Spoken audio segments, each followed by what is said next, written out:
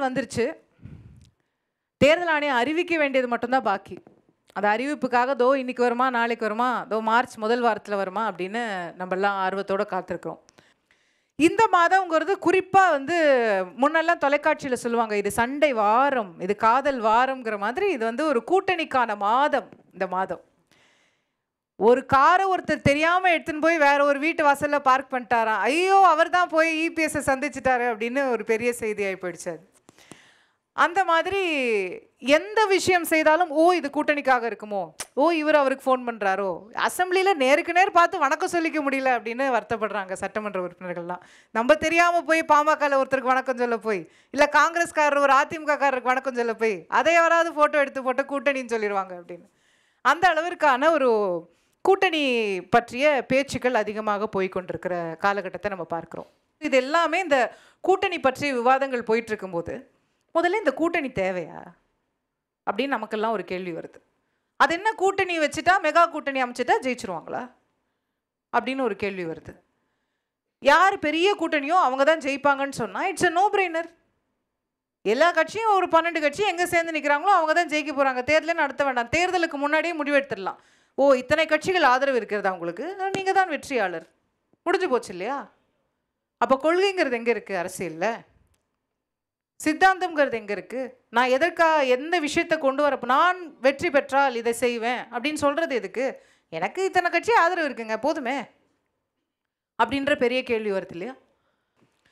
So அந்த கேள்வியை தான் இன்றைக்கி நாமளும் இந்த மக்கள் மன்றத்தில் உங்கள் முன்னாடி இந்த 6 முக்கிய தலைவர்கள் முன்னாடி வைக்க போகிறோம். வெற்றிங்கிறது எப்படி வருது?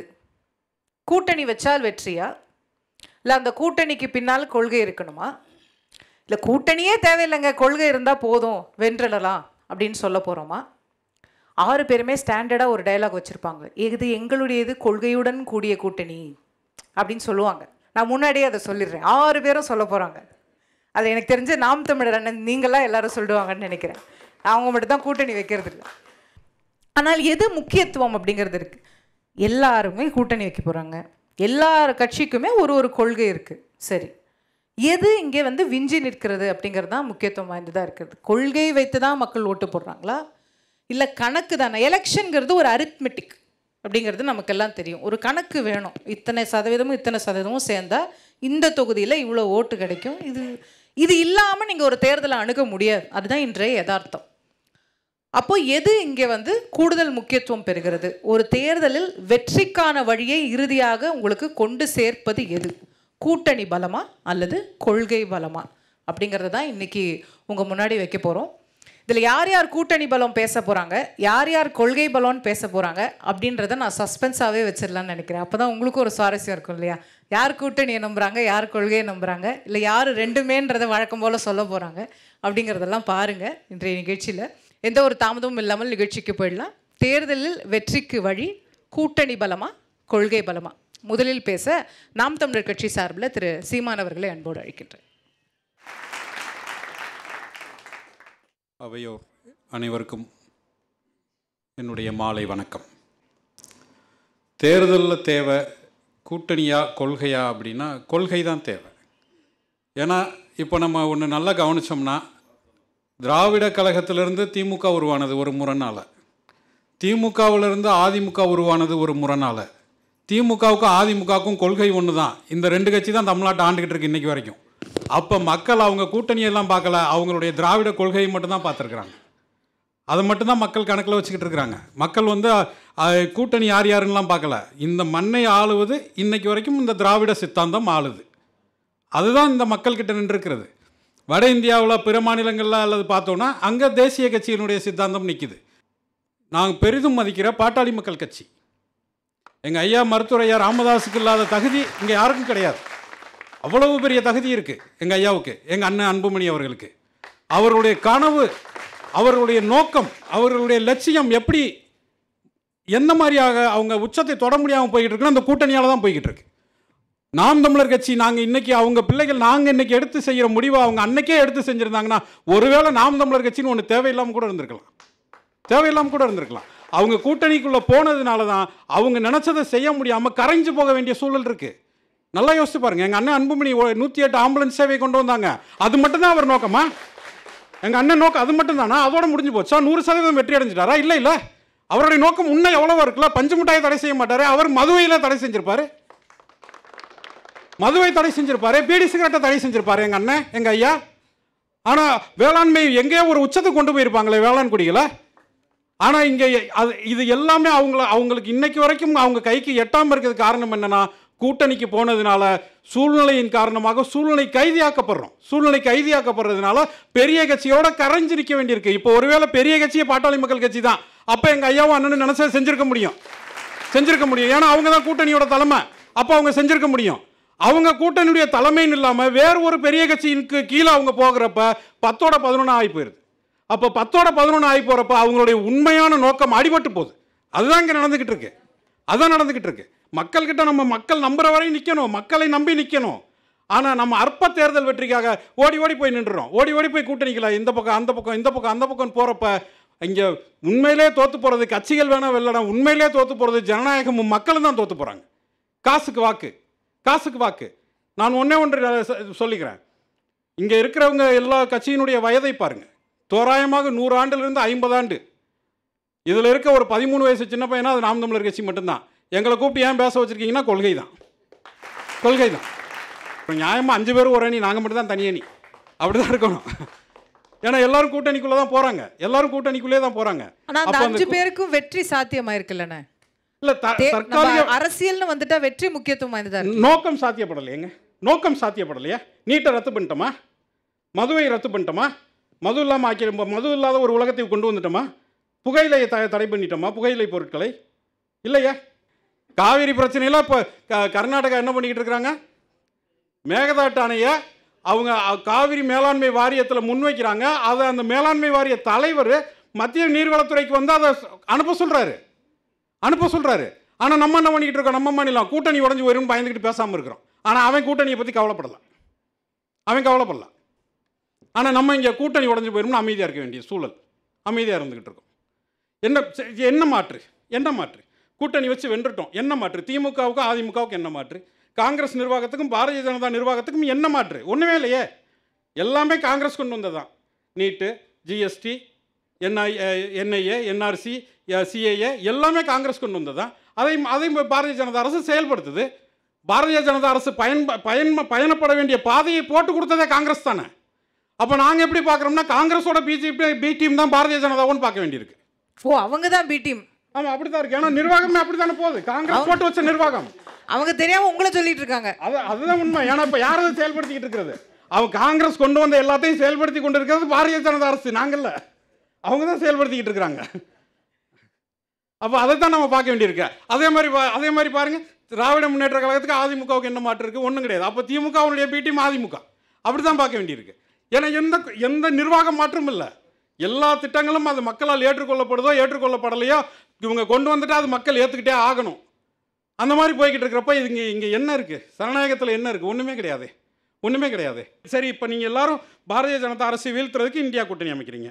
இந்தியா கூட்டணி அமைச்சு நீங்கள் இது எல்லாத்தையும் ரத்து பண்ணிடுவீங்களா? டிமானிட்டைசேஷனால் வந்த இழப்பைக்கு நாங்கள் நஷ்டீடு கொடுத்துருவோம்னு இந்தியா கூட்டணி சொல்லுமா? நீட்டை ரத்து பண்ணிடுவோம் சொல்லுமா? மாநில பட்டியலில் விட்டு கொடுத்துறீங்களா? மாநில பட்டியலுக்கு மீட்டெடுக்கணுமே. கல்வியை யார் விட்டு கொடுத்தது? மாநில பட்டியலிருந்து மத்திய ஒத்திசைவு பட்டியலுக்கு விட்டு கொடுத்தது யார்? கல்வியை. அப்போ அதை மீட்டெடுக்கணும்ல, அதை மீட்டெடுத்துருவீங்களா? அப்போ இந்தியா கூட்டணி என்ன சொல்ல வரீங்க? நிலத்துக்கு வேறுபாடு. கேரளாவில் கம்யூனிஸ்ட் காங்கிரஸும் ஒன்று சேராது. ஆனால் கேரளா விட்டு வெளியில் வந்து எல்லாம் ஒன்று சேருவோம்ன்றீங்க. மேற்கு வங்கத்தில் ஒன்று சேர்ந்துக்க மாட்டீங்க, வெளியில் வந்து ஒன்று சேருவோம்ன்றீங்க. நிலத்துக்கு ஒரு வேறுபாடு இருக்கிறப்ப இங்கே மக்கள் முட்டாப்பயலாகிறாங்க. நிதிஷ்குமார் பிச்சுக்கிட்டு போயிட்டாரு, சிவசேனா பிச்சுக்கிட்டு போகுது, ஆளாளுக்கு ஒவ்வொரு பக்கம் பிச்சுக்கிட்டு போகிறப்ப இப்போ இந்தியாவே சேர்ந்து இந்தியா கூட்டணியை காப்பாற்ற வேண்டியிருக்கு. அப்போ இந்த வேதனை தான் எங்களுக்கு, வேற ஒன்றும் இல்லை. ஏன்னா நாங்கள் ஒரு விஷயம் நாங்கள் சரியாக சொல்லிக்கிறோம். நேற்று கூட பெருமதிப்பிற்குரிய பாரதிய ஜனதா கட்சியினுடைய ஐயா கேபிஆர் அவர்கள் சொன்னாங்க. நேற்று ஒரு பேட்டியில் பார்த்தேன். என்ன சொன்னாங்கன்னா, நாங்கள் வந்து இனிமேல் மாநில கட்சிகளோட கூட்டணி வைக்க மாட்டோம், எங்கள் தலைமையை ஏற்றுக்கிட்டு வந்தால் மட்டும்தான் நாங்கள் கூட்டணி வைப்போம் சொன்னாங்க. இதே போல் மாநில கட்சிகள் பூரா சொல்லிடுங்க, முடிஞ்சு போச்சு தேசிய கட்சிக்கு வேலை, முடிஞ்சு போச்சு. ஏன் சொல்ல மாட்டேங்கிறீங்க? தேசிய கட்சிகளை திருப்பி ஏன் சுமக்கிறீங்க? நீங்கள் காமராஜரை தோக்கடிச்சிங்க, காங்கிரஸை தோக்கடிக்கலையே. காங்கிரஸை தூக்கி சுமந்து கொண்டே இருக்கிறீங்களே இன்னைக்கு வரைக்கும். அப்போ இதைத்தான் நாங்கள் வழியோடு இங்கே பதிவு செய்ய விரும்புகிறேன் இந்த மேடையில். அப்போ இங்கே தோற்று போகிறது திரும்ப திரும்ப சரணாயகம் தான் தோற்று போகுது. கூட்டணியால் எந்த மாற்றமும் ஏற்படலை மக்களுக்கு. அதனால் நான் மீண்டும் ஒன்று என்ன சொல்லிக்கிறேன்னா, கூட்டணிங்கிறது கரையான் புத்துக்கட்ட கருணாக உள்ளே வந்து உட்காந்த மாதிரி ஆகி போயிடும். நம்ம கொள்கையை வச்சு நம்ம எல்லாரும் தனியாக நிற்போம், மக்கள் தேர்ந்தெடுக்கட்டும். சின்னம் வேணாம், எதுவும் வேணாம், நம்ம எண்ணத்தை சொல்லுவோம் மக்கள்கிட்ட. மேலை நாடுகளில் மாதிரி எண் போட்டுருவோம். எல்லாத்துக்கும் இப்போ கணினி மயமாக்குறீங்கல்ல, உன்னம் எதுக்கு சின்ன மொத்த சின்னத்தையும் தூக்கி விட்டுருங்க, எல்லாருக்கும் எண் கொடுங்க. நான் என் கொள்கையை சொல்கிறேன், அண்ணன் அவங்க கொள்கையை சொல்லிட்டேன், அண்ணன் அவங்க கொள்கையை சொல்லிட்டு எல்லாரும் அவங்க கொள்கையை சொல்லுவோம். மக்கள் எது சரியாக அவங்கள ஓட்டு போடட்டும். என்ன சின்னம் கிடைக்கலன்றதுக்காக இப்படியே எல்லாரையும் மாற்றி விடுறது இல்லை, எல்லாம் சமமான வாய்ப்பு வேணும்ல, ஈக்குவாலிட்டி வேணும் இல்லையா? அது அங்கே மறுக்கப்படுதுல. அப்போ அதை விட்டுட்டு நம்ம என்ன பண்ண முடியும்? அதனால் என் அருமை தாய் தமிழ் உறவுகள், வரப்போகிற தேர்தலில் கொள்கையா கூட்டணியான்கிறத சிந்திச்சு கொள்கை தான் முக்கியம்ன்ற முடிவெடுப்பீங்க நான் நம்புகிறேன். வாய்ப்புக்கு நன்றி. நாம் தமிழர்.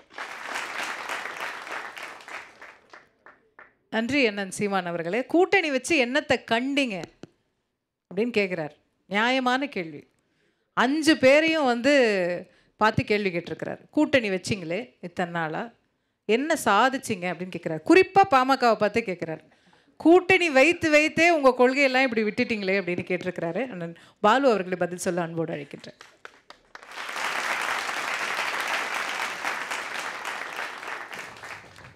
பரபரப்பான அரசியல் சூழலில் தந்தை தொலைக்காட்சி மட்டும்தான் சற்று வித்தியாசமாக சிந்திக்க முடியும் என்ற வகையில் இந்த நிகழ்ச்சி துவங்குவதற்கு முன்பாக சகோதரி சொன்னார்கள், நின்று பேசினால் கூட ஏதோ நடக்கிறது என்று சொல்வார்கள் என்று. ஆனால் சாத்தியம் இல்லாதையெல்லாம் சாத்தியமாக்க முடியும் என்ற வகையில் இங்கேயே 2 அணிகளை உருவாக்கி தந்தி தொலைக்காட்சி அமர்த்தியிருக்கிறார்கள். இதுக்கும் கூட்டணிக்கும் எந்த சம்மந்தமும் இல்லைங்க, என்ன விட்டுருங்க.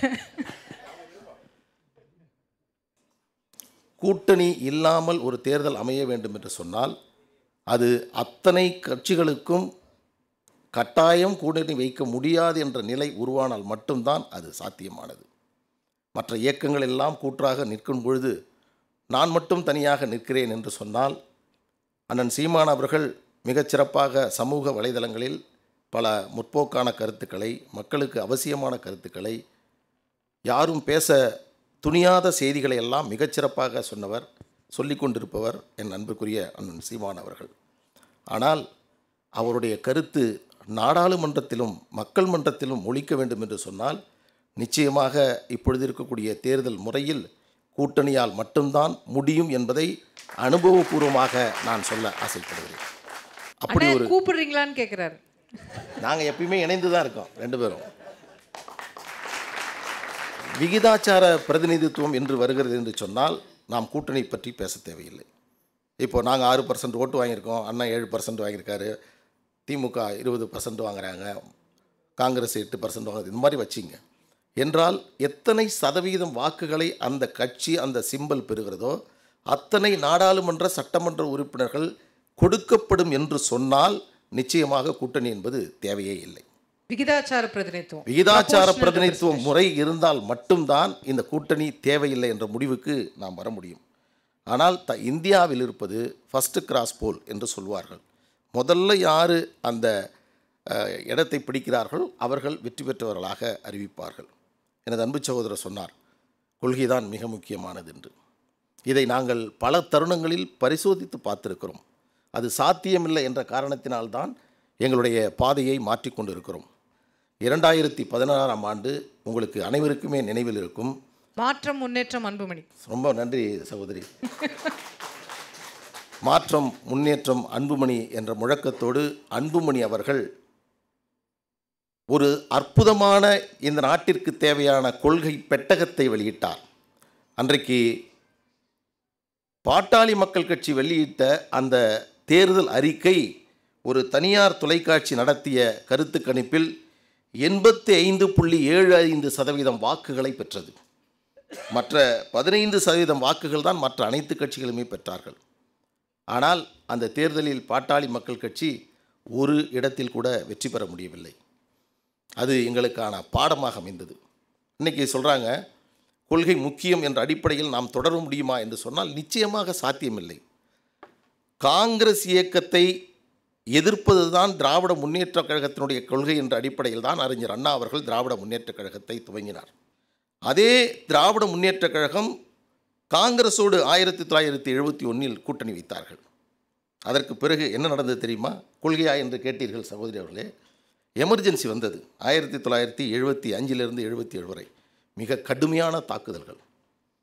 இன்றைக்கு அதற்கு அடையாளமாக இருக்கக்கூடியவர் நமது மரியாதைக்குரிய தமிழகத்தின் முதலமைச்சர் ஸ்டாலின் அவர்களும் ஆற்காடு வீராசாமி அவர்களும் அந்த மிசா கொடுமையினால் தாக்கப்பட்டு எந்த அளவிற்கு அவர்கள் துன்புறுத்தப்பட்டார்கள் என்பதற்கு சாட்சியமாக இருந்து கொண்டிருக்கிறார்கள். ஆனால் 1977 எமர்ஜென்சியை பார்த்த திராவிட முன்னேற்றக் கழகம் 1980 அதே காங்கிரஸோடு திராவிட முன்னேற்றக் கழகம் கூட்டணி அமைத்தது. கூட்டணி அமைத்து தேர்தலை சந்தித்தார்கள். அதற்கு பிறகு இன்னொரு உதாரணத்தை சொல்ல வேண்டும். என்னவென்றால் 1991 ஆண்டு 91 ராஜீவ் மரணத்தின் போது காங்கிரஸ் சொன்னது திராவிட முன்னேற்றக் கழகம் கொலை குற்றவாளிகள் என்று காங்கிரஸ் சொன்னது. அதற்கு பிறகு என்ன நடந்தது சொன்னால் திராவிட முன்னேற்றக் கழகமும் காங்கிரஸும் இணைந்து 2004 ஆண்டு ஒரு கூட்டணி அமைத்தார்கள். 2009 ஆண்டு மீண்டும் ஒரு தேர்தலை சந்தித்தார்கள். அதற்கு பிறகு நடந்த ஒன்றை பாருங்கள். 2013 ஆண்டு எனக்கு நன்றாக நினைவிருக்கிறது. மரியாதைக்குரிய டாக்டர் கலைஞர் அவர்கள் சொன்னார், காங்கிரஸோடு இனி ஒட்டும் இல்லை, உறவும் இல்லை, கூடா நட்பு கேடாய் அமையும் என்று அன்றைக்கு கலைஞர் அவர்கள் சொன்னார்கள். இது எல்லோருக்கும் நன்றாக நினைவிருக்கும். ஆனால் அதற்கு பிறகு என்ன நடந்தது என்று சொன்னால் இன்றைக்கு இருவருமே கூட்டணியில் இடம்பெற்று கொண்டிருக்கிறார்கள். இப்போ இவ்வளதையும் நான் சொன்னதுனால திமுகவுக்கும் அதிமுக அது காங்கிரஸுக்கு மட்டும்தான் இத்தகைய பின்னணி இருக்கிறது என்று பொருள் அல்ல. எல்லோருமே இதை செய்திருக்கிறார்கள். எல்லோருமே கூட்டணி என்ற அடிப்படையில் அப்பொழுது என்ன சொல்வார்கள் என்று சொன்னால் ஒரு வரியை சொல்வார்கள். என்னென்னா, கொள்கையில் சமரசம் இல்லை, இடத்தில் மட்டும்தான் நாங்கள் சமரசம் செய்து தொகுதி உடன்பாடு, தொகுதிக்கான உடன்பாடு மட்டும்தான், கொள்கையில் உடன்பாடு இல்லை என்று எல்லோருமே சொல்வார்கள். ஆனால் இணைந்து செயல்பட்டால் என்ன நன்மைகள் கிடைக்கும் என்பதை தான் நமது சகோதரர் சொன்னார். அதை நீங்கள் தயவுசெய்து நினச்சி பார்க்கணும். ஒருவேளை பாட்டாளி மக்கள் கட்சி கூட்டணி அமைக்கவில்லை என்று சொன்னால் ஒட்டுமொத்த இந்த இந்தியாவிற்கு 108 ஆம்புலன்ஸ் என்பதே வந்திருக்கார். ஒருவேளை பாட்டாளி மக்கள் கட்சி மத்தியிலே ஆட்சி அமைக்கவில்லை என்று சொன்னால் இன்றைக்கு நாம் பேசக்கூடிய புகையிலை ஒழிப்பு என்பதே இன்றைக்கு சாத்தியமில்லாத ஒன்றாக போயிருக்கும். பாட்டாளி மக்கள் கட்சி கூட்டணி அமைத்து தேசிய அளவில் இடம்பெறவில்லை என்று சொன்னால் 27 விழுக்காடு இடஒதுக்கீடு என்பது உயர்கல்வியில் இதர பிற்படுத்தப்பட்ட பிரிவினருக்கு கிடைக்காமலேயே போயிருக்கும். சென்னை தமிழகத்தில் இன்றைக்கு மீட்டர் கேஜ் இல்லாமல் அனைத்தும் அது பிராட்கேஜாக மாற்றியிருக்கிறது பாட்டாளி மக்கள் கட்சியினுடைய பணியினால். இது எதனால் சாத்தியமானது என்பதை நீங்கள் சிந்தித்து பார்க்க வேண்டும். 2006 ஆண்டு திராவிட முன்னேற்றக் கழகம் போதிய பலமில்லாமல் மெஜாரிட்டி இல்லாமல் இருந்த பொழுது பாட்டாளி மக்கள் கட்சி நாங்கள் வெளியிலிருந்து ஆதரிக்கிறோம் என்று சொல்லி 5 ஆண்டுகள் திராவிட முன்னேற்றக் கழகம் ஆட்சி செய்வதற்கு காரணமாக இருந்த இயக்கம் பாட்டாளி மக்கள் கட்சி. இந்த அடிப்படையில் தான் நீங்கள் இந்த விஷயங்களை நீங்கள் புரிந்து கொள்ள வேண்டும். இன்றைக்கி இருக்கக்கூடிய நிலையில் வரக்கூடிய நாடாளுமன்ற தேர்தலில் இந்தியாவை யார் ஆள வேண்டும் என்று தீர்மானிக்கக்கூடியது எதுவாக இருக்கிறது என்று சொன்னால் கூட்டணி தான் என்பதை நீங்கள் புரிந்து கொள்ள வேண்டும். சரியான கூட்டணி அமைக்கப்பட்டால் மட்டும்தான் வெற்றி என்ற கனியை பறிக்க முடியும். இது எல்லோருக்குமே தெரியும். ஆனால் அண்ணன் சீமான் அவர்கள், என்னோட தம்பி சகோதரர் சீமான் அவர்கள் இங்கே சொன்னார். அவர் பேர் சீமான், தலைவர் அண்ணன் பேர் சீமான். அவர் சொன்னார், இன்றைக்கி அது இளம் கன்று, நாங்கள்லாம் அண்ணன், நாங்கள் நிறைய பார்த்துட்டோம், இது நல்லதில்லை, கூட்டணி இல்லாமல் தேர்தலை சந்திக்க முடியாது என்பது ஒரு நிதர்சனமான உண்மை. இந்த காலகட்டத்தில் கூட்டணியோடு இணைந்து நாம் பணியாற்ற வேண்டும். ஆனால் அதே வேளையில் எந்த இடத்தில் யாரோடு கூட்டணி அமைக்கிறோம் என்பதை நம்முடைய கட்சி தலைமை, நம்முடைய தலைவர்கள் முடிவு செய்தாலும் கூட, யாரோடு இணைந்திருந்தாலும் அந்த கொள்கையை வென்றெடுப்பதற்காக நாம் தொடர்ந்து பணியாற்ற வேண்டும் என்ற அந்த பிடிவாதமும் அந்த தன்னம்பிக்கையும் ஒரு இயக்கத்திற்கு இருந்தால் மட்டும்தான் எதிர்காலத்தில் மக்களுக்கான நன்மைகளை வழங்க முடியும். அந்த வகையில் கூட்டணி தான் ஒரு வெற்றியை தீர்மானிக்கிறது, கொள்கை அல்ல என்று நான் கூறி, வரக்கூடிய இந்த தேர்தலும் அப்படிதான் அமையும் என்று கூறி நிறைவு செய்கிறேன். நன்றி, வணக்கம். கடைசி வரைக்கும் அதை மட்டும் சொல்ல மாட்டேன்ட்டாரு. அதில் தான் ரொம்ப வருத்தம். சொல்லிடுவாங்க, விரைவில் சொல்லிடுவாங்க அப்படின்ற ஒரு நம்பிக்கையோடு. நன்றி திரு பாலு அவர்கள். முதல்ல அண்ணன் பேசினார் நாம் தமிழரில், அவரை இவர் கூட்டணி கூப்பிட்டுருக்கிறாரு. இப்போ இவரை அவர் கூட்டணி கூப்பிட போகிறாருன்னு நினைக்கிறேன். அண்ணன் திரு KP ராமலிங்கம் அவர்களே பேச அன்போடு அழைக்கிறேன். 2024 நாடாளுமன்ற தேர்தல் என்பது 543 தொகுதிகளுக்கான தேர்தல். இந்த தேசத்தின், பாரத தேசத்தின் ஜனநாயக வரலாற்றில் எத்தகைய பிரச்சனைகள் கையாளப்பட்டது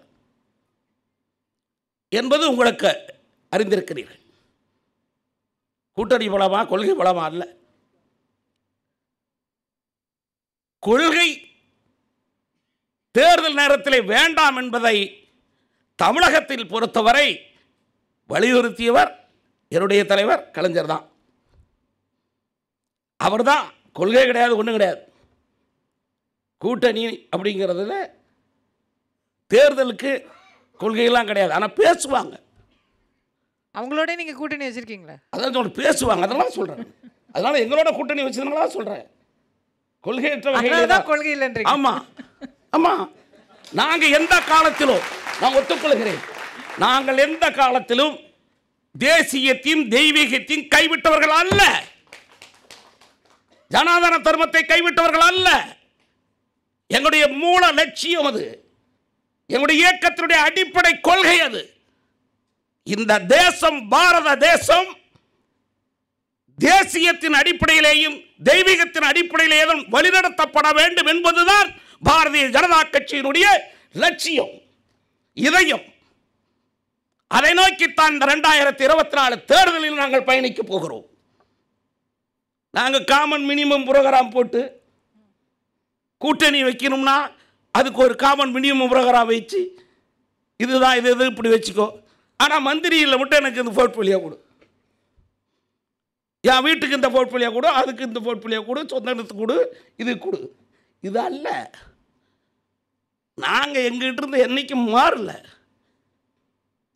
இன்றைக்கு உலக அளவில் தமிழனுக்கு பெருமை என்றால், உலகத்திற்கு ஜனநாயகத்தை தந்த ராஜராஜ சோழன், அவனுக்கு இன்றைக்கும் சின்னமாக விளங்குகிறது தஞ்சை பெரிய கோயில் தான். உலகத்தின் பல நாடுகளை ஆண்டான், கடல் கடந்து வென்றான் ராஜேந்திர சோழன், அவனுக்கு கங்கை கொண்ட சோழபுரம் தான். இன்னைக்கு அரபு நாடுகளில் போய் நம்முடைய பாரத பிரதமர் இந்து கோயிலை திறக்க முடியுதுன்னா அதுக்கு அடித்தளத்தை வைத்தவர் ராஜேந்திர சோழனும் ராஜராஜ சோழனும் கரிகாலன் பெருவளத்தானும். அவர்கள் உருவாக்கிய அந்த ஆன்மீக உணர்வுகள். சோழர்கள் கோயில் மட்டும் கட்டல, கல்லணையும் கட்டியிருக்காங்க. கல்லணை கட்டுறது தப்புன்னு சொல்லிய, கல்லணை கட்டுவது என்பது தப்பு என்று யாரும் சொல்லல. வீராணா ஏரியை கொடுத்தா விஜயாதித்தனும் படைச்சாரு. ஆக இந்த நாட்டில் படைச்சது பூரா ஆன்மீகத்தை நம்பினவன் மட்டும்தான் செஞ்சிருக்கான். அதை நீங்கள் ஒத்துக்கிறீங்க, பரவாயில்ல. நெறியாளர் தேசப்பற்றோடு தேசத்தினுடைய உணர்வோடு செய்திருக்கிறார்கள். ஆக இந்த தேர்தல் என்பது 543 தொகுதிகளை உள்ளடக்கி இருக்கிற தேர்தல், தேசத்துக்கான தேர்தல். இதுதான் 1980 நடந்தது. அப்ப கூட்டணி வேண்டாம் பாஜக அறிவிப்பு. ஆமா, வச்சுக்க, யார் வேண்டாங்கிறா? இன்றைக்கு பாரத பிரதமர் நரேந்திர மோடி தான் இந்த தேசத்தின் தந்தை. பாரத பிரதமர் நரேந்திர மோடி தான் மீண்டும் பிரதம அமைச்சர் என்று ஏற்றுக்கொள்ளுகிறவர்கள் எங்கள் கூட்டணி. வேற நீ என்ன கொள்கையும் சொல்ல வேண்டியதில்லை. முதல் 2014 இருந்து 19 வரை இதற்கு முன்பு இருந்த ஆட்சிகள் செய்த சீரழிவுகளை சீர்படுத்துகிற ஆட்சி.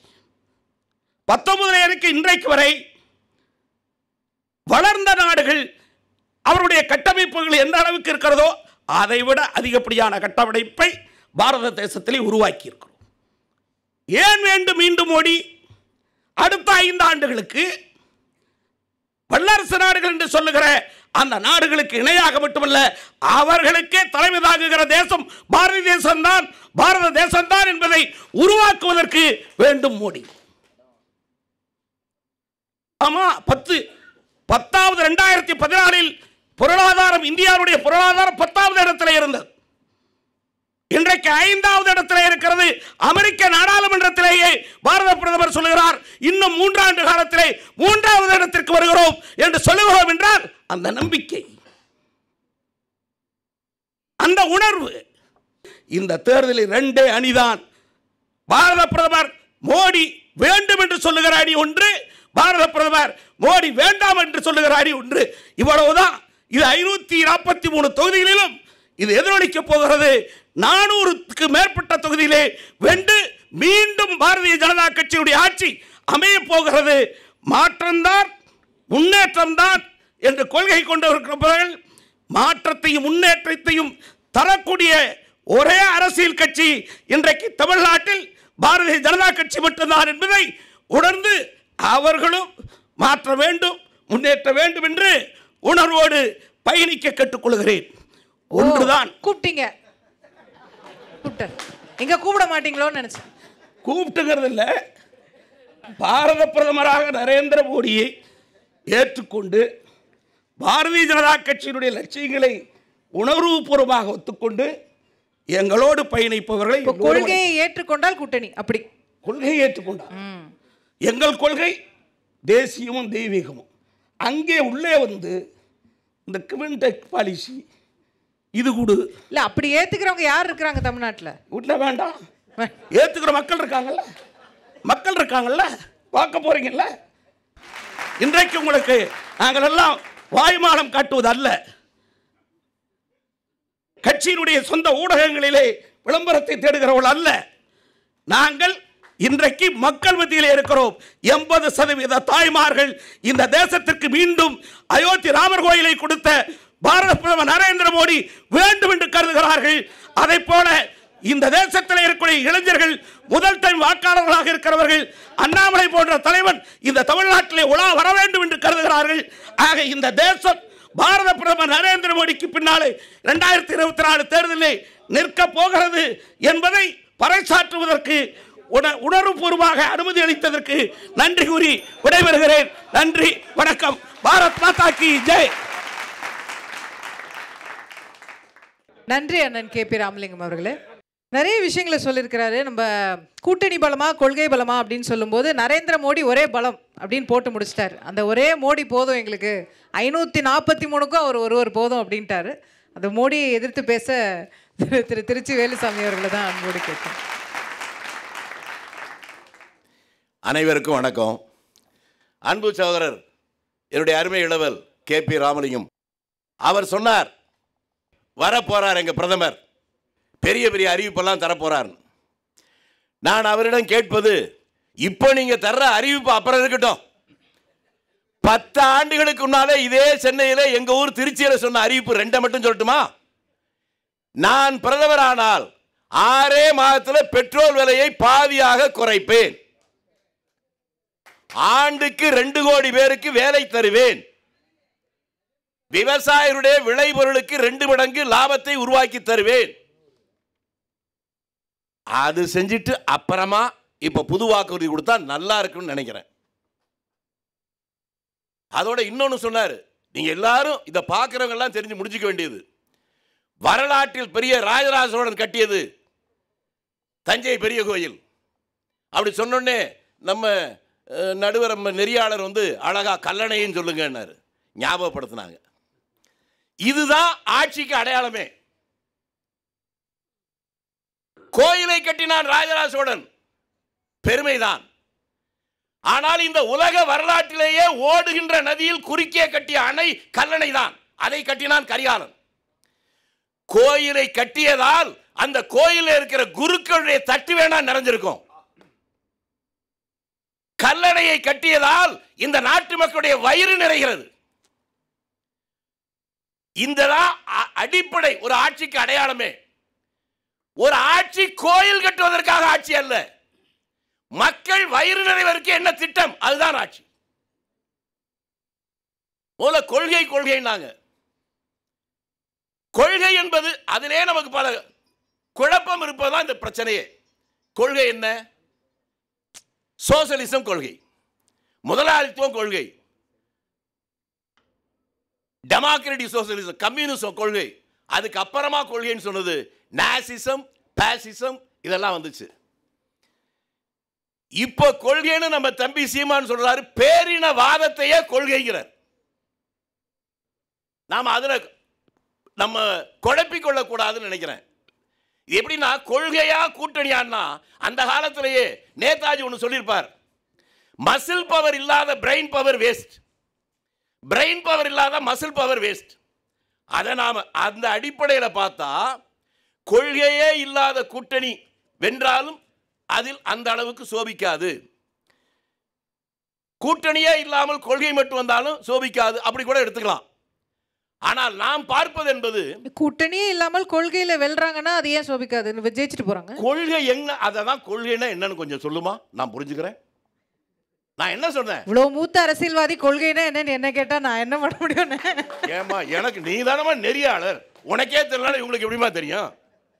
நான் இவ்வளவு நேரம் என்ன சொன்னேன், கம்யூனிசம் கொள்கை, கேபிட்டலிசம் கொள்கை, சோசியலிசம் கொள்கை, டெமோக்ராட்டிக் சோசியலிசம் கொள்கை, இதை தவிர நாசிசம் கொள்கையா, பாசிசம் கொள்கையா? மனதில் ஒரு வலியோட ஒரு சொல்றேன். நான் அந்த வயசை கடந்ததுனால எனக்கு தெரியுங்க, பல பேருக்கு தெரியுமான்னு தெரியாது. ஒரு 1960 ஒரு மூட்டை நெல்லின் விலை 40 ரூபாய், ஒரு ஸ்கூல் வாத்தியாருடைய சம்பளம் 80 ரூபாய், ஒரு பவுன் தங்கத்தினுடைய விலை 100 ரூபாய். ஆனால் இன்றைக்கு ஒரு மூட்டை நெல் 1200 1300. வாத்தியார் சம்பளம் என்னன்னு யோசிச்சுங்க, ஒரு பவுன் தங்கத்தினுடைய விலை என்னன்னு யோசிச்சுங்க. இது என்னன்னா, அதாவது எக்கனாமிக் இம்பேலன்ஸ் நிறைய அளவு குறிச்சுக்கணும். இதுதான் இந்த நாட்டை சேதப்படுத்தி இருக்கு. பொருளாதார ஸ்திரத்தன்மை இல்லாதனுடைய விளைவு அதுதான் இந்த சீரழிவு இருக்கு. இதை சரி பண்ணுவதற்கு என்ன, நம்ம தம்பி சீமான் ஒன்று சொன்னாரு, எல்லாத்தையும் காங்கிரஸ் தான் கொண்டு வந்துச்சு, எல்லாத்தையும் காங்கிரஸ் தான் கொண்டு வந்துச்சுன்னு. அவருக்கு ஒரு நன்றி சொல்லணும். இந்த நாட்டுக்கு சுதந்திரத்தையும் காங்கிரஸ் தான் கொண்டு வந்துச்சு என்று அதற்கு பொருள். எங்களுடைய காங்கிரஸ், திமுக, கம்யூனிஸ்ட், சிறுத்தைகள் இந்த கூட்டணி வாங்கின வாக்கு எவ்வளவு? 53%. இந்த இடத்துல நாங்க ஜெயிப்போம்னு சொன்னா உங்களை எங்க வைக்கிறது? எக்ஸிக்யூட்டிவ்ல தான் வைக்கணும். இன்னைக்கு எதை நோக்கி, இன்னைக்கு தேர்தல் என்ன, கட்சி தேர்தலா? எதை வேணாலும் ஜெய். இந்த நடக்க போகிற இந்த தேர்தல் கட்சிகளுக்கு தேர்தல் அல்ல. இந்த நாட்டில் ஜனநாயகம் தொடர வேண்டுமா, ஜனநாயகத்தை முடிக்க வேண்டுமா என்பதற்கான தேர்தல். அதனால தான் முன்னால கூட ஒரு கூட்டத்தில் சொன்னேன், இங்கே திமுக இருக்கிறது, அதிமுக இருக்கிறது, உங்களுக்குள் சண்டை இருக்கிறது. நான் மறுக்கவில்லை, உங்களை சேர சொல்லி நான் நிர்பந்திக்கவில்லை. இந்த சண்டை போடுவதற்கு கூட ஜனநாயகம் இருந்தால்தான் கட்சி இருக்கும், கட்சி இருந்தால்தான் சண்டை போட முடியும். ஆகவே சண்டை போடுவதற்காகவாது 2 பேரும் ஒன்றாக சேர்ந்து ஜனநாயகத்தை காப்போம். அவ்வளோ வலிமையாவா இருக்கு பிஜேபி? பிஜேபி அவ்வளவு வலிமையாவா இருக்கு? திமுக அதிமுகவும் சேர்ந்து எதிர்க்கிறது. ஆபத்தான விஷயத்தை அவ்வளவு ஜாக்கிரதையா காலி பண்ணணும். எவ்வளவு பெருசா இருந்தாலும் அது ஆபத்து இல்லை. இத்தினூறு விஷயம் இருந்தா அது மாதிரி எதையும் சுத்தமா தொடச்சிடணும். யார் வேண்டுமானாலும் ஜோக்கலாம், யார் வேணாலும் ஜெயிக்கலாம், ஆனால் ஜனநாயகம் ஜெயிக்கணும். நாட்டில் சுதந்திரம் வர்றதுக்கு முன்னால வருமான வரி கட்டவனுக்கு ஓட்டு இருந்துச்சு. சுதந்திரம் வந்த உடனே எழுத படிக்காத எல்லாருக்கும் ஓட்டு வந்துச்சு. அதற்கு பின்னாலே அதிகாரம் பரவலாக்கப்பட வேண்டும் என்பதற்காக எல்லா இடத்திலும், அதுக்கு உதாரணம் எங்க ஊர் தான். நாடுவாதி நங்கவரமாதின்னு சொல்லுவான், மிகப்பெரிய பண்ணையார் ஊர். அவர் பஞ்சாயத்து போர்டுக்கு போனதே கிடையாது, வீட்டில் வந்தா கையெழுத்து வாங்குவான். அவர் தான் நிரந்தர பஞ்சாயத்து போர்டு தலைவர். கூட்டத்துக்கு போனதே இல்லை. அந்த ஊரில் இன்றைக்கு ஒரு பெண் ஒரு பஞ்சாயத்து போர்டு தலைவர். போன முறை ஒரு பட்டியலை சேர்ந்த ஒரு நண்பன், அவன் ஒரு பஞ்சாயத்து போர்டு தலைவர். இப்படி அதிகாரம் பரவலாக்கப்பட வேண்டும் என்பதற்காகத்தான் பஞ்சாயத்து ராஜ் சட்டத்தை கொண்டு வந்தது காங்கிரஸ் கட்சி. இன்றைக்கு அந்த நிலைமை மாறி அதிகார குவியலை நோக்கி ஜனநாயகத்தை அழித்து சர்வாதிகாரத்தை நோக்கி போகுது. ஜெயித்து விட்டதாலேயே அது வெற்றி என்பதல்ல. ஹிட்லர் கூட தேர்தலில் நின்றுதான் ஜெயிச்சான். 2வது முறை ஜெயிச்சான், அதை விட பெரிய வெற்றி. 3வது முறை பக்கத்தில் ராஜபக்சே தேர்தல் ஜெயிச்சான், 2வது முறை அதிக ஓட்டுல ஜெயிச்சான். மூன்றாவது முறை இங்கேயும். நன்றி, வணக்கம். சினிமாவில் சொல்லுவாங்க எம்ஜிஆர் 2 அடி வாங்குவார், 3வது அடி திருப்பி கொடுப்பாரு. அந்த மாதிரி அண்ணன் நிறைவாக சொல்லிட்டு போயிருக்கிறாங்க. இங்கே வெவ்வேறு மாதிரியாக கூட்டணியை பற்றி பேசினதை பார்த்தோம். முதல்லையே அண்ணன் சீமான் சொன்னார் திமுகவோட பி டீம் வேறு யாரும் இல்லை, அதிமுக தான் அப்படின்னு சொன்னார். இப்போ அவர் திமுகவும் அதிமுகவும் சேர்ந்துருங்கன்னு வேற திருச்சி வேலுசாமி அவர்கள் சொல்லிட்டு போயிருக்காரு. சேர போகிறீங்களான்னு சொல்லுங்கள். இன்பதுரை அவர்களை பேசான்னு கூட.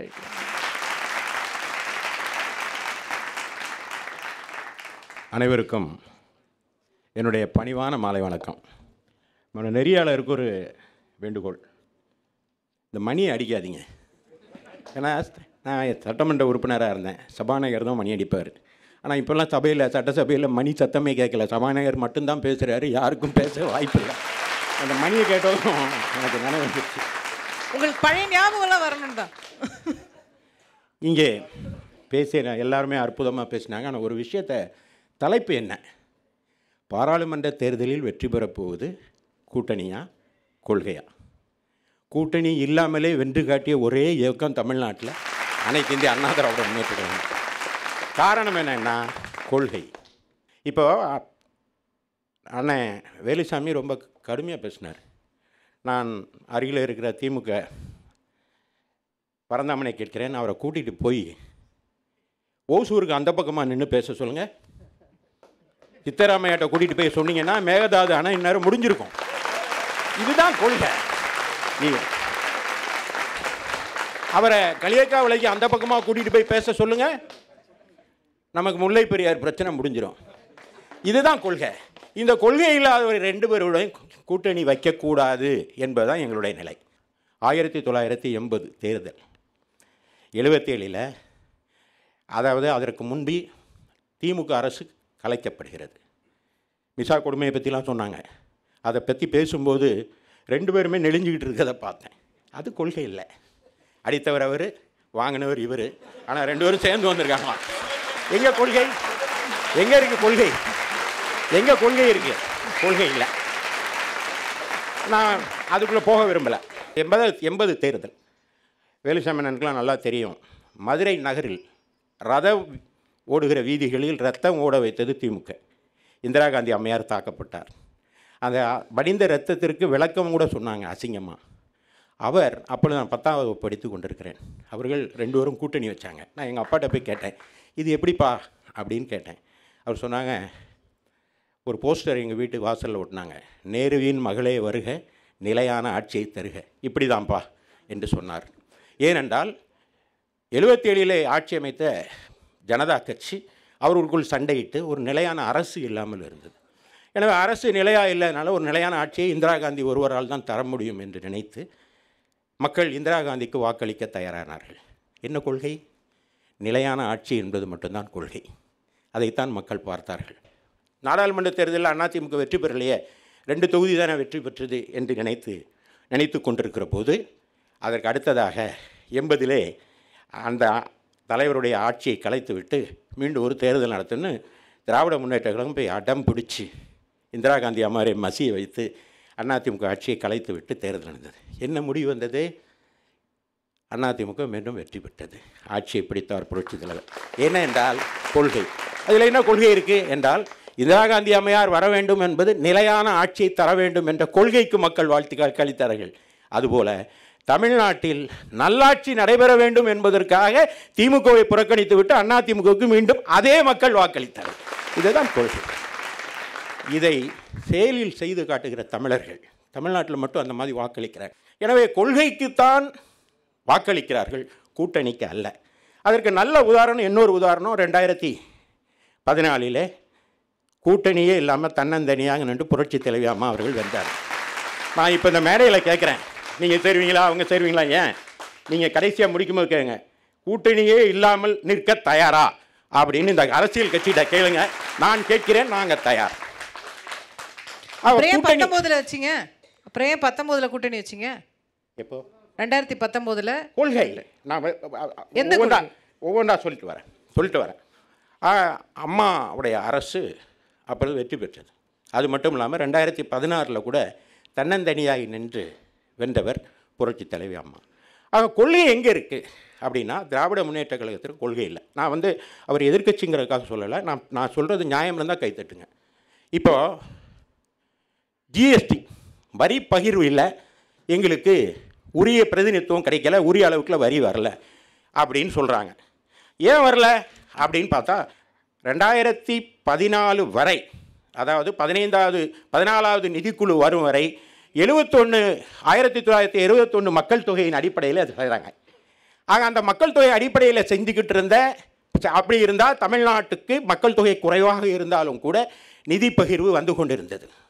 அதற்கு பின்பு 14வது நிதிக்குழு கூடி அந்த நிதிக்குழுவை இல்லை ஒரு முடிவு எடுக்கிறாங்க. என்ன எடுக்கிறாங்கன்னா, இனிமேல் 2011 மக்கள் தொகை கணக்கெடுப்பின்படி தான் நிதி பகிர்வு இருக்குன்னு சொன்னால், அதனால தான் வரல. சரி, இதுக்கு யார் காரணம் அப்படின்னு கேட்டால், இப்போ அங்கே நினச்சிட்டு இருப்பார் பரந்தாமன், அதுக்கு பிஜேபி காரணம் அப்படின்னு. நிதிக்குழு கூடியது, பிஜேபி ஆட்சிக்கு வந்தது. ஆனால் அந்த ஜிஓ எப்போ பாஸ் ஆகிருக்குன்னா 2013 காங்கிரஸ் ஆட்சியில். அப்போ கூட்டணி எப்படி சரியாக வரும்? ஆக இப்போ கருணாநிதி, இன்னைக்கு மு.க. ஸ்டாலின் பேசுகிறார், திராவிட முன்னேற்ற கழகத்தை சேர்ந்த நிதியமைச்சர்லாம் பேசுகிறாங்க. ஆனால் எதனால் இந்த நிதி பகிர்வு வரல அப்படின்னா, காங்கிரஸ் அரசு போட்ட ஒரு அரசாணை இங்கே இருக்குது. சரி, கச்சத்தீவுங்கிறது நம்மோடு இருக்கணுங்கிறது நம்முடைய கொள்கை. எல்லாரும் பேசுகிறோம், கச்சத்தீவை தாரை வார்த்து விட்டார் கருணாநிதி. நான் அவ்வளோ தூரம் போகல, அதற்கு ஒரு ஆதாரத்தை எடுத்துகிட்டு வந்திருக்கேன். கச்சத்தீவு என்பது தாரை வார்க்கப்பட்டது. கிருஷ்ணமூர்த்தி என்பவர் இந்த சென்னை உயர்நீதிமன்றத்தில் ஒரு வழக்கு போடுறார். ஆர்டிகிள் 19(1) அரசியலமைப்பு சட்டத்தின்படி நான் இந்திய நாட்டு குடிமகன், நான் எங்கே வேணாலும் போகலாம் வரலாம் இல்லையா? அப்போ கச்சத்தீவு இந்தியாவுடைய பகுதி தானே, நான் அங்கே போவேன், எனக்கு அனுமதி கொடுங்கன்னு கேட்குறாரு. அதில் அன்றைக்கு இருந்த மு. கருணாநிதியோட அரசாங்கம் ஒரு அஃபிடவிட் ஃபைல் பண்ணுது. அதில் என்ன சொல்லியிருக்காங்கன்னா, சபாநாயகம்னு சீஃப் செக்ரட்டரி என்ன சொல்லியிருக்காருன்னா, கச்சத்தீவு தமிழ்நாட்டுடைய அங்கம் அல்ல, அது ஏற்கனவே கொடுத்தாச்சு, அது அங்கம் அல்ல என்று சொன்னது திமுக. இன்றைக்கி கச்சத்தீவை மீட்போம், கச்சத்தீவு தொடர்பாக புரட்சித் தலைவி அம்மா வந்து உச்சநீதிமன்றம் வழக்கு போட்டாங்க. எல்லாரும் கச்சேரிக்கு போனாருன்னு, எங்கள் ஐயரும் கச்சேரிக்கு போனாருன்னு அவங்களும் வழக்கு போட்டிருக்காங்க. உங்கள் அஃபிடவிட் இது. இதைத்தான் நான் சொல்கிறேன், கொள்கை இல்லாத கூட்டணியை மக்கள் ஒருபோதும் ஏற்றுக்கொள்ள மாட்டார்கள். நீங்கள் நீட்டு இதெல்லாம் விட்டுருங்க, நிறைய பேசுகிறேன். ஏன்னா அவர் சபாநாயகரை நினைவுபடுத்திடுவாங்க, அந்த அம்மா டைம் அப்படின்னு ஒரு மணி அடிச்சு. நீங்கள் நேர்மையான சபாநாயகர். ஆக இவ்வாறு இருக்கிற போது இந்த கூட்டணியெல்லாம் இல்லாமல் வெற்றி பெற முடியுமா அப்படின்னா, நாம் தமிழர் சொன்னார். சரி, எதுக்கு கூட்டணி இல்லாமல் நின்று என்னதான் சாதிக்க போகிறீங்க? ஒவ்வொரு தேர்தலையும் நீங்கள் வாங்குகிற வாக்கு சதவீதம் 1% 2% போகுது. இதனால் யாருக்கு லாபம்னா, தீய சக்திகள் ஆட்சிக்கு வந்து விடுது. உங்களுடைய நோக்கம் என்ன? உங்கள் கொள்கையில் ஒன்று, இலங்கை தமிழருடைய பாதுகாப்பு. இலங்கை தமிழர் அநியாயமாக கொல்லப்பட்டார்கள், அவர்களுடைய உரிமையெல்லாம் பாதிக்கப்பட்டது.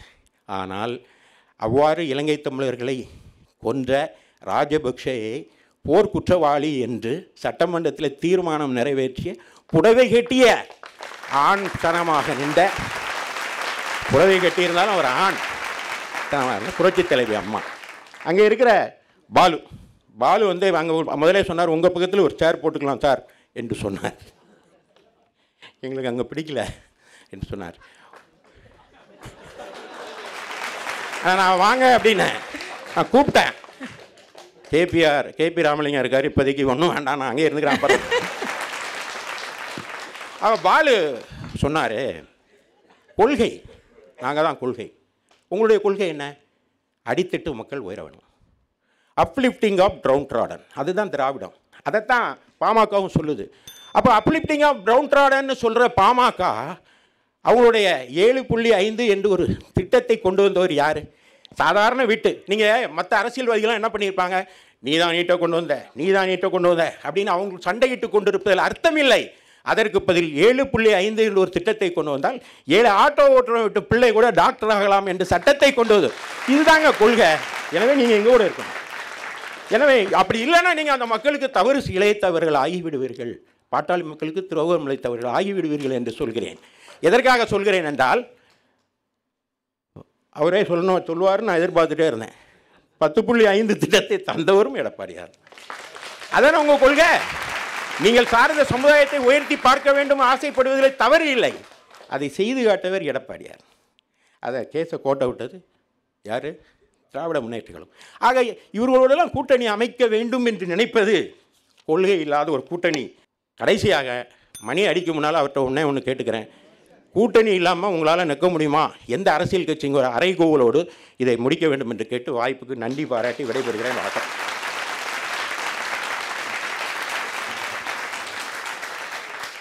நன்றி திரு இன்பதுரை அவர்களே. சபாநாயகர் மேலே இருக்கிற கோவத்தெல்லாம் என் மேலே கட்டி விட்டார் அண்ணன். அடுத்த நிறைவாக திராவிட முன்னேற்ற கழகத்தின் சார்பில் திரு பரந்தாமன் அவர்களை பேச அனுப்புகிறேன். அனைவருக்கும் வணக்கம். தேர்தலில் வெற்றி பெறப்போவது கூட்டணி பலமா கொள்கை பலமான்னு தலைப்பு வச்சுருக்காங்க. கொள்கை இல்லாத ஒரு கூட்டணி அஸ்திவாரம் இல்லாத கட்டடம் மாதிரி. நீங்கள் என்ன தான் உயர உயர எழுப்பினா கூட அந்த கட்டடம் சரிஞ்சிடும். எந்த ஒரு கூட்டணிக்கும் குறைந்தபட்சம் ஒரு கொள்கை உணர்வு இருக்கணும். ஒரு ட்ரெயினில் நம்ம பயணம் செஞ்சால் கூட நமக்கு எதிர்க்க உட்காண்டிருக்கவங்களோட பேசும்போது ஒரு வார்த்தை 2 வார்த்தை பேச்சு கொடுக்கும்போது அந்த பேச்சுக்கு ரெசிப்ரோகாசிட்டி சரியாக இருந்தால் தான் நம்ம பேசுவோம். போகிற ஸ்டேஷன் வரைக்கும், டெஸ்டினேஷன் வரைக்கும். இல்லைனா பேச மாட்டோம். அந்த மாதிரி தான் எந்த ஒரு அரசியல் கட்சியும் தேர்தலில் வெற்றி பெறுவதற்கு கூட்டணி தேவை. ஆனால் கூட்டணி வைப்பதற்கு குறைந்தபட்சம் அவர் நமக்கு சரியாக இருக்கிறார்களா என்பதற்கு கொள்கை தேவை. அந்த வகையில் கொள்கையோடு பயணித்த கூட்டணி தான் வெற்றி பெற்றிருக்கிறதே தவிர கொள்கை இல்லாமல் வெறும் தேர்தல் அரசியல் கணக்கு மட்டும் கூட்டணி வைத்தவர்கள் தோல்வியுற்றிருக்கிறார்கள். அதற்கு நான் திராவிட முன்னேற்ற கழகத்தையும் அனைத்து இந்திய அண்ணா திராவிட முன்னேற்ற கழகத்தையும் ரெண்டையும் ஒரு உதாரணத்தை சொல்லி நேரத்தின் அருமை கருதி சுருக்கமாக சொல்லலாம். இங்கே அண்ணன் கேபி ராமலிங்கம் அண்ணன் உட்காந்துருக்காங்க. எங்களுடைய சீனியர் லீடர். இடம் மாறி இருக்கலாம், தடம் மாறி இருக்கலாம். அவர் தேசிய பாதைக்கு போனால் கூட தோளில் துண்டு போடணுன்ற திராவிட பாதையை தூக்கி போட்டு வச்சிருக்கிறாரு தவிர அவர் பாரலை. என்ன ஒன்று, அப்போ துண்டு கருப்பு, இப்போ துண்டு காவி, அவ்வளோதான். கூட்டணி பலத்தால் சாதிக்க முடியாதுன்றதுக்கு அம்மையார் ஜெயலலிதா மத்திய அரசுக்கு ஆதரவு கொடுக்கும்போது வாஜ்பாய் கவர்மெண்ட்டுக்கு கணக்கின் அடிப்படையில் கொடுக்கப்பட்ட அந்த கூட்டணி ஆட்சி கவிழ்க்கப்பட்டது. ஆனால் ஒரு நாடு மீண்டும் மீண்டும் ஒரே ஆண்டில் தேர்தல் வைத்தால் தாங்காது என்று திராவிட முன்னேற்ற கழகத்தினுடைய கொள்கை என்பது மதவாதத்திற்கு அல்லது மத சார்பின்மையோடு இருக்கக்கூடிய ஒரு கொள்கை வைத்திருந்தாலும் கூட அதற்கு நேர் எதிரான கொள்கையில் இருக்கக்கூடிய பாரதிய ஜனதா கட்சியோடு குறைந்தபட்ச செயல் திட்டத்தை வைத்துக்கொண்டு நாட்டின் நலன் கருதி வாஜ்பாய்க்கு கூட்டணிக்கு இடம் கொடுத்து ஆட்சியை தக்க வைத்து கொடுத்தவர் கலைஞர் அவர்கள். நாட்டின் நலன் கருதி, நாட்டின் நலன், தேச நலன். நிச்சயமா அப்போ கூட கொள்கையை விட்டுடலை. இப்போது நான் ஒருத்தருக்காக பதில் சொல்லலான்னு பார்த்தா அந்த சப்ஜெக்ட் எடுக்க போகும்போது நான் ஜிக்ஸாக்காக தான் வரணும். ஏன்னா மோடியா லேடியான்னு கேட்ட அம்மையார் ஜெயலலிதாவுடைய கட்சி தான் மாண்புமிகு பாரத பிரதமர் இருக்கக்கூடிய கட்சிக்கிட்ட கொண்டு போய் அந்த கட்சியை ஒட்டுமொத்தமாக கொண்டு போய் சேர்த்துட்டாங்க. இப்போ அண்ணன் கேபி ராமலிங்கம் அண்ணன் சொன்னார், ஏன் எங்களுக்கு கூட்டணி வேணாவேன்னார். எதுக்குன்னா உங்களுக்கு கூட்டணி? நீங்கள் கூட்டணி வச்சு தமிழ்நாட்டில் என்ன பண்ண போகிறீங்க? கூவி கூப்பிட்டாலும் வர்றதுக்கு தயாராகலன்னு எல்லாருமே சொல்கிறாங்க. இங்கே இருக்கிற யாராவது ஒருத்தர் உங்கள் கூட வராங்களான்னு சொல்லுங்கள் பார்க்கலாம். ஒருத்தர் சொல்கிறாரு, நாங்கள் கதவை திறந்து வச்சுருக்கிறோம், ஏன் ஜன்னலை கூட திறந்து வச்சுருக்கிறோன்னு சொன்னாங்க. ஆனால் இதே தமிழ்நாட்டில் இருக்கக்கூடிய அரசியல் கட்சி தலைவர்களும் அதை எப்படி விமர்சனம் பண்ணாங்க அப்படிங்கிறத நான் சொல்ல விரும்பலை. நான் என்ன சொல்ல வரேன்னா, எதுக்கு உங்களுக்கு கூட்டணினா, நீங்கள் தான் ஆல்ரெடி பலமாக இருக்கீங்களே கூட்டணியில். இடியோட கூட்டணியில் இருக்கீங்க, இன்கம் டேக்ஸோட கூட்டணியில் இருக்கிறீங்க, எலெக்ஷன் கமிஷனோட கூட்டணி இருக்கிறீங்க. நீங்கள் எலெக்ஷன் கமிஷனோட இருந்த கூட்டணி தான் ஆம் ஆத்மா இல்லைண்ணா, அது நான் வரேண்ணா அது.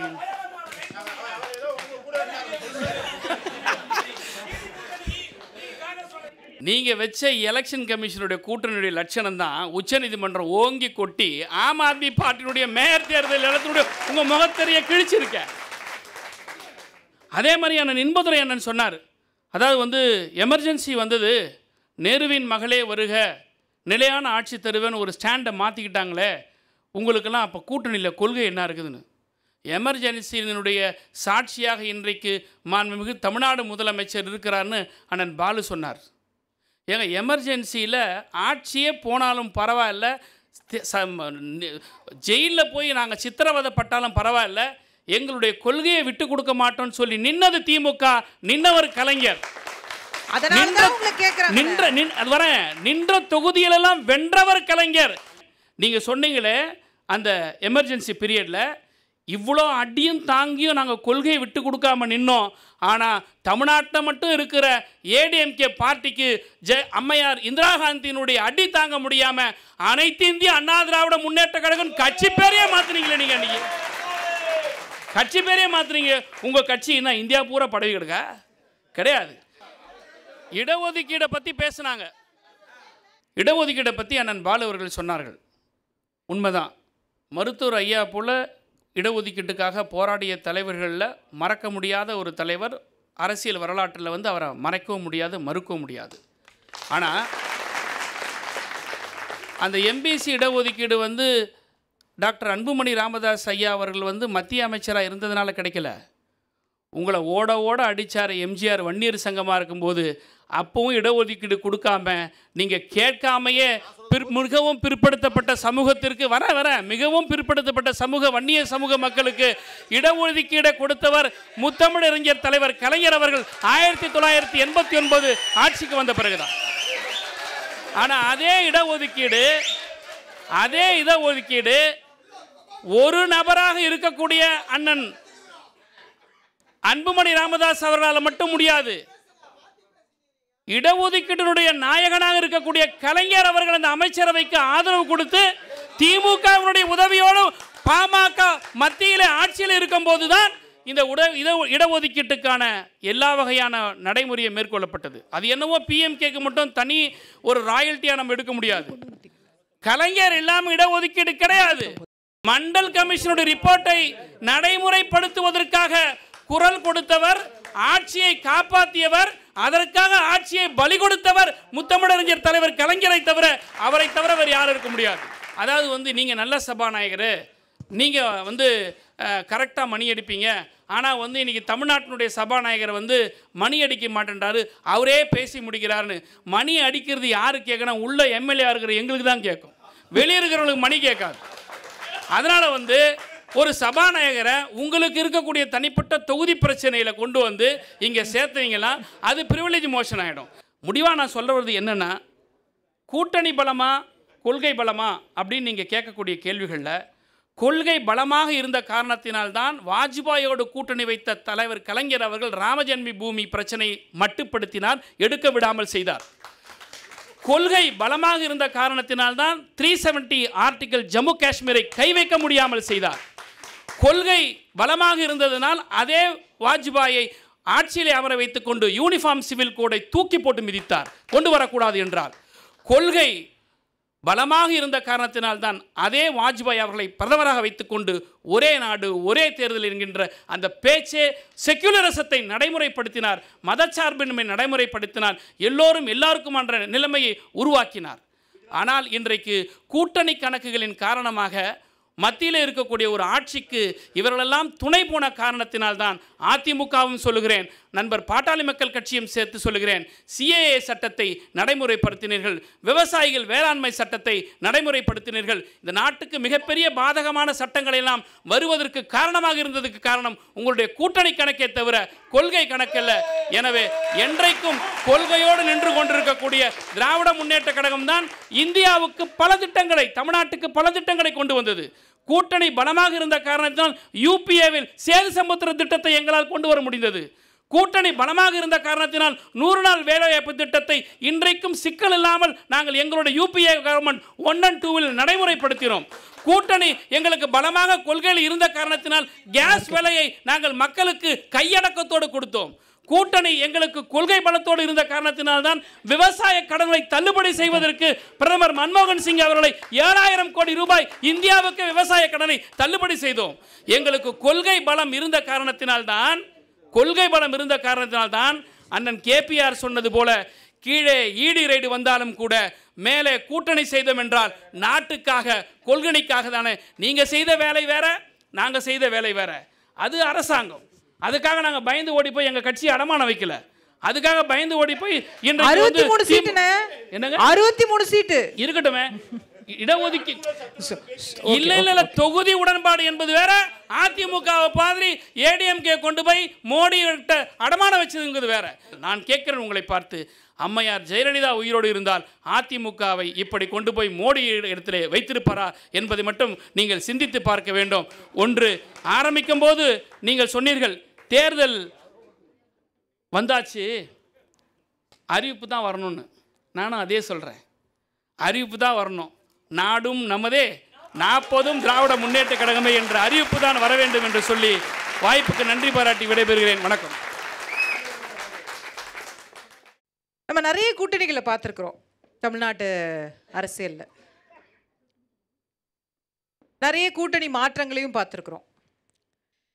இன்னைக்கு 2019 லாஸ்ட்டாக நடந்த தேர்தல் எடுத்துக்கோம், இல்லை 2021 சட்டமன்ற தேர்தல் எடுத்துக்கோம். இன்னைக்கு மட்டும் அந்த கூட்டணியை முறிச்சிட்டிங்களே, அதெல்லாம் இருந்திருந்ததுன்னா எப்படி ஜெயிச்சிருக்கலாம் தெரியுமா அப்படின்லாம் உங்களுக்குள்ள பேசிக்கிறாங்க. இன்னி வரைக்கும் கதவு திறந்துருக்கு எல்லாம் சொல்கிறாங்க. அதே கூட்டணி தானே 2021 தோத்து போச்சு. அதே கூட்டணி தானே 2019 40க்கு 40 திமுக கூட்டணி அடிச்சாங்க. அப்ப எங்க போச்சு வலுவான கூட்டணி? இன்னைக்கு சொல்லக்கூடிய இன்னைக்கு இவங்க பாமக எங்க போவாங்க, தேமுதிக எங்க போவாங்கன்னு பெரிய பேச்சு. அன்னைக்கு எல்லாம் ஒண்ணா இருந்தாங்களே, அதிமுக, பாஜக, தேமுதிக, பாமக எல்லாம் இருந்தாங்க. பெரிய கூட்டணி தானே. 19 என்ன ஆச்சு அப்படின்ற பெரிய கேள்வி வருது. அதே போல 2016 கொஞ்சம் அதுக்கு முன்னாடி போங்க, பெரிய கூட்டணி மக்கள் நல கூட்டணின்னு ஒரு கூட்டணி இருந்தது 2016. தேமுதிக இன்னைக்கு இருக்கிற அளவுக்கு அன்னைக்கு ஒரு பெரிய ரொம்ப வீக்குன்னு சொல்லிட முடியாது. ஏன்னா 2011 to 16 அவர் தான் எதிர்க்கட்சி தலைவர். அவரோட தலைமையில் 2016 மக்கள் நல கூட்டணி. இன்னைக்கு திமுக கூட்டணியில் யாரெல்லாம் இருக்கிறாங்களோ அன்னைக்கு மக்கள் நல கூட்டணியில் இருந்தாங்க. என்னாச்சு? அதே 2016 தேர்தலில் 234லையும் தனிச்சு நின்று அதிமுக வெற்றி பெற்றது. அப்ப கூட்டணியா கொள்கையா? இன்னைக்கு அண்ணன் கேபிஆர் சொல்றாரு, மோடி வேணுமா மோடி வேண்டாமா? அதுதான் இந்த தேர்தலுடைய ஒரே கேள்வி, ஒற்றை கேள்வி. மோடியை ஆதரிக்கிற அணி, மோடியை எதிர்க்கிற அணி அப்படின்னு சொல்றாரு. இதே விஷயத்தை முன் வச்சுதானே அப்கி பார் மோடி சர்க்கார் சொல்லிதான் 2014 வானவில் கூட்டணி அமைந்தது. மதிமுக, பாமக, தேமுதிக, எனக்கு தெரிஞ்சு திமுக அதிமுக இல்லாத எல்லா கட்சிகளும் அதில் கூட்டணி இருந்தாங்க. மோடியை கொண்டு வருவோம் அப்படின்னு பெரிய முழக்கத்தோட தமிழ்நாட்டில். தனித்து நின்று அதிமுக தானே ஜெயிச்சது 37 இடம். என்ன ஆச்சு 2014? சரி, இப்படி வச்சுக்கோ, கூட்டணி தான் வெற்றிக்கு வழிவகுக்கிறதா அப்படின்னா அடிக்கடி சொல்லக்கூடிய உதாரணம் மூப்பனாருடைய உதாரணம். 1996 எப்படி காங்கிரஸ் அதிமுகவும் தான் கூட்டணி போகணும்னு மத்திய தலைமை கடுமையாக இருக்கும்போது முடியவே முடியாது, இவங்களோட சேர முடியாதுன்னு சொல்லி கட்சியை தனியாக பிரித்து தமிழ் மாநில காங்கிரஸை உருவாக்கி பெரிய புரட்சி, பெரிய ஸ்வீப் 96 பெரிய வெற்றி. சரி, இப்படி யோசிச்சு பார்ப்போம். ஒருவேளை மூப்பனார் கட்சியே உடைக்கலன்னு வைங்க, ஒருவேளை காங்கிரஸ் ஒன்றாவே இருந்து அதிமுகவுடைய கூட்டணி அமைச்சு 96 தேர்தல் போட்டிட்டு இருந்துச்சுன்னு வைங்க, மீண்டும் ஜெயலலிதா அவர்கள் முதலமைச்சராக இருப்பாரா? அன்று இருந்த அதிருப்தி என்ன? அப்போ 1996 கூட்டணியால் அதிமுக, தமாக கூட்டணியால் திமுக வென்றதா, அதிமுக மீது இருந்த அதிருப்தியால் திமுக வென்றதா? 2011 தேமுதிக அதிமுக கூட்டணி. அது கூட்டணியுடைய பலம் எவ்வளவு இருந்ததுன்னா திமுகவால் எதிர்க்கட்சி அந்தஸ்தை கூட பெற முடியல. ஒரே கூட்டணியில் இருந்த 2 கட்சிகள், ஆளுங்கட்சி எதிர்க்கட்சி, அதிமுக தேமுதிக, அவ்வளவு பலமான ஒரு கூட்டணி. சரி, இப்போ இதையும் யோசிச்சு பார்ப்போம். விஜயகாந்த் அவர்கள் அதிமுகவோட கூட்டணி வைக்காமல் திமுகவோடு அந்த தேர்தலில் கூட்டணி வச்சிருந்தாருன்னு வச்சுக்கோங்க. திமுகவும் தேமுதிகவும் சேர்ந்து தான் ஆட்சி அமைச்சிருக்குமா? திமுக ஆளுங்கட்சியாக வந்து விஜயகாந்த் எதிர்கட்சியாக வந்து அதிமுக காணாமல் போயிருக்குமா? அந்த கூட்டணியில் அந்த தேர்தலில் 2011 அதிமுக ஜெயிப்பதற்கு காரணம் தேமுதிகவோடு வைத்த கூட்டணியா இல்லை 10 மணி நேரம் பவர் கட்டா? அப்போ எது வெற்றியை தீர்மானிக்கிறது? ஒருவேளை இப்படி சொல்லலாம், அந்த கூட்டணி வைத்ததனால் இன்னும் பெரிய வெற்றி கிடைத்தது, 96 தமாக வந்ததனால் இன்னும் பெரிய வெற்றி கிடைத்தது, அதிமுக 4 இடத்துக்கு போயிருச்சு, 4 இடம் தானே, 4 இடத்துக்கு போயிருச்சு. ஆனால் வெற்றியை அதுதான் தீர்மானித்ததா அப்படிங்கிறது ஒரு முக்கியமான கேள்வியாக பார்க்க வேண்டியிருக்கிறது. பட் இதெல்லாமே நான் சொல்கிறது வேவ் எலெக்ஷன். 96 ஒரு வேவ் எலெக்ஷன், 2011 ஒரு வேவ் எலெக்ஷன். ஒரு வேவே இல்லாத எலெக்ஷனில் எல்லா கட்சிகளும் கிட்டத்தட்ட சமபலத்தில் இருக்கக்கூடிய நேரத்தில் இந்த கூட்டணியோடைய பலம் என்பது, தேவை என்பது அதிகமாக இருக்கிறது என்பது மறுக்க முடியாத உண்மை. அந்த 2% மாறிடும். இன்றைக்கி கூட அதிமுக சொல்லிகிட்டே இருக்கிறாங்களே 3% நாங்கள் விட்டுட்டோன்னு.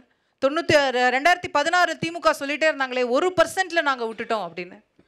திரு பாலு அவர்கள் அழகாக சொன்னார், ப்ரப்போர்ஷனல் ரெப்ரசன்டேஷன் வர வரைக்கும் கூட்டணி என்பது காலத்தின் தேவையாக பல கட்சிகளுக்கு இருக்கிறது. சர்வைவலுக்கு கூட்டணி தேவைப்படுது, அதை நம்ம ஒத்துக்கணும். நிறைய சிறிய கட்சிகளுக்கோ இல்லை பெரும் கட்சிகளுக்கும் கூட அந்த 2% கேப்பை சரி பண்ணுறதுக்கோ கூட்டணி என்பது தேர்தல் தேவையாக, அந்த நேரத்துக்கான கணக்குக்கான தேவையாக இருக்கிறது. அதை மறுக்கிறதுக்கு எதுவுமே இல்லை.